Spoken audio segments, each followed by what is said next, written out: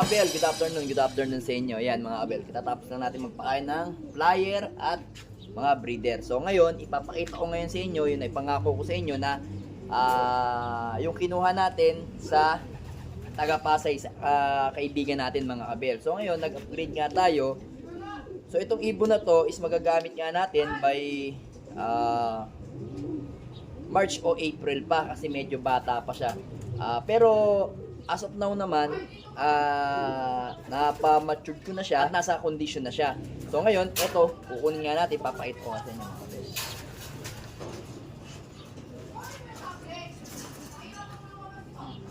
Yan mga kabel, ito nga. Ito nga yung ibon natin na in-upgrade. So marami nga tayong in-out na mga ibon. Then, itong ibon na to is na-tsempohan ko lang. Itinuro din sa akin ng isang kaibigan natin na sabi niya, pre, kunin mo yung ibon na yun. The best yung line na yun. Tumatawid talaga ng Tacloban, nag-o-overall ng north and to south. Yun nga lang, sabi sa akin, ang lahi kasi nito mga abel is NPL. So yung NPL na yun, ang meaning po ng mga yun mga abel is no peds line. So wala nga siyang pedigree na ibon. Yan mga abel, ito pakita ko sa inyo. Ito yung ibon. Kinuha natin to sa kaibigan natin taga Pasay na si bro Orlando Rapido. Yan. Doon ako kumuha kasi nag-upgrade nga tayo ng ibon natin. Kalimitan kasi nangyayari sa atin. Ang ganda ng natin, ang ganda ng pwestuhan na natin sa derby. Pero pagdating na yun nga, like ng BBC, pagdating ng Apari, Ishmashan, hindi nag-block yung ibon natin hanggang ngayon. Doon na tumira sa Apari. Yun nga, kaya sabi ko, kuha ko doon sa mga matitibay na ibon na mapa-ishmas, hard race, lumulusot yung ibon. So itong ibon na to is hindi kalakihan mga abel. Ito mga abel is stock bird lang niya. Pinost niya to mga 2 weeks na, tapos nung napansin ko siya magte 3rd week na, sabi ko bro, kuhanin ko na yan kasi alam ko, nakuha ko to kung hindi ako nagkakamali bago mag New Year mga abel. Nakuha ko tong ibon na to. So ayan o, magandang ibon mga abel. Batang bata o. 2, 4, 6, 8, 10. Ayan, 10 yung niya, 10 yung bagwis niya. Pero itong isa nabunot na, ayan. Itong ibon na to, kaya ganito ang itsura kasi early matured tong mga ibon na to. Sa mga lahi ng NPL is talagang early matured. Ito masasabi ko na mga siguro nasa 5 months na siguro to. Kasi hanggang ngayon, tingnan nyo mga abela, pakita ko sa inyo. Hanggang ngayon, kita nyo, ang pakpak niya is hindi pa nalalaglag. Bali, ito pa lang, yung isa pa lang, yun nandito. Sa first primary niya dito, sa pinakadulo dito, yan, yan lang yung bago niya. So, doon sa mga iba, ayan, kita nyo, ang ganda, hindi siya nalalaglag. Ang ganda. Ito, doon sa mga tumitingin sa likod ng pakpak na ibon. Ano siya, maliit na ibon, small size lang na ibon. Tapos, ayan na. Kita nyo, pakpak niya. Then, ito. Yan yung kanyang buntot. Nakaano lang siya, commercial ring lang to. Napakalakas. Maliit na ibon, pero napakalakas. So, ang gagawin nga natin sa ibon na to, kita nyo, ang mga mata. Medyo mapula na may pagkonting dilaw, ayan. So ito nga is plano natin iparis to kay kay Peter B. Ayan. Ito nandito. Bale, kinokondisyon nga natin yan. Wala kasi tayong tagahawak ng camera yan. Ito. Ayan, kita nyo, bababa Ayan yung ibon na plano natin iparis sa kanya.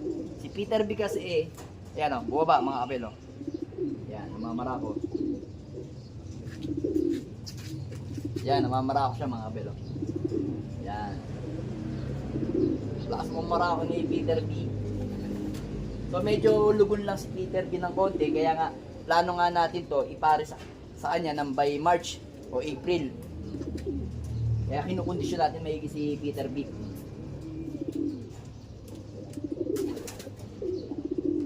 Ito kasi mga Abel, si Peter B kasi, ano yan, tested na natin yan, mapa north at south, talagang tumatagos.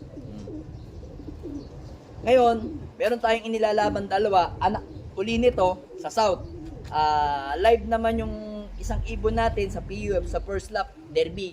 Kaso nga lang medyo takbong pogi siya kasi nasa 886 lang ata yung speed niya ng first lap derby namin ng pagbilaw. Then tomorrow, Friday, gumaka naman kami second lap. Then yung BBC naman na kapatid niya kasi hen eh. So naka young bird din doon, isa lang din ang panlaban natin na young bird. Gagawin natin young bird old bird na yun 500. Then first lap namin is gumakata. Yan. Tingnan natin kung bibigyan ulit tayo ng karangalan ng lahi ni Peter B. Sa ngayon, first lap pa lang naman, walang problema yan. Malayo pa ang karera. Tingnan natin kung ano mangyayari sa ibon natin. Kasi, bilib ako sa Peter B ko. So, yung kalahingan ni Peter B is nandito naman. Ayun, si Peter Malapot. Ayun, kikita nyo. Ayun. Ayun, si Peter, ayun. To. Si Peter Malapot, ayan. Yan yung kadugo ni Peter B.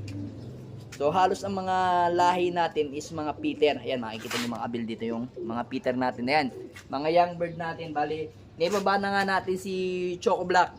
Yung lahi ni Choco Black is nailagay na nga natin dito. Kaya 2, 4, 6, 8 ng young bird natin dito. Bali meron pa tayong isa doon. Lahi naman ni Johnson President nandun. Medyo malaki na rin siya. Yan. So napakagandang ibon nito mga Abel. Sana magbigay din sa atin ng magandang laban. So kung hindi ako nagkakamali, ito mga Abel, hindi naman ako nagke-claim na ang tawag dito, kasi yung sinasabi nila pagka may nanalo sa OLR, kine-claim nila yung lahi ng mga ibon. So ako naman, nasabi lang sa akin nung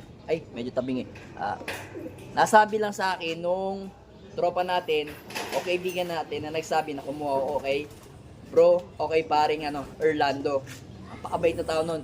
So ang lahi nun is nag-clock sa Alegre OLR ng last lap ng pang 14 overall. 14 claing sa Calbayog ata o Katbalogan.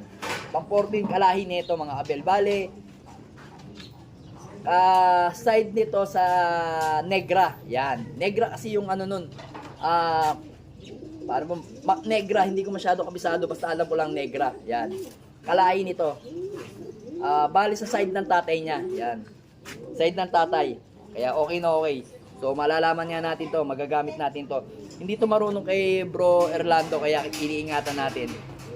Napakailap na ibon, yan. Sana magbigay sa atin ng magandang laban yung mga magiging anak nito at saka ni Peter B. Then susunod natin ipares sa kanya is si Johnson President. Then anak ni Peter Maselan, yung isang yun, nandun, na kapares dati ni Dugyot. Halos lahat ng Peter natin doon gagamitin natin. At plano ko rin, ipapasok din natin dito si Juana. Kaya abangan ninyo mga Abel. Alright.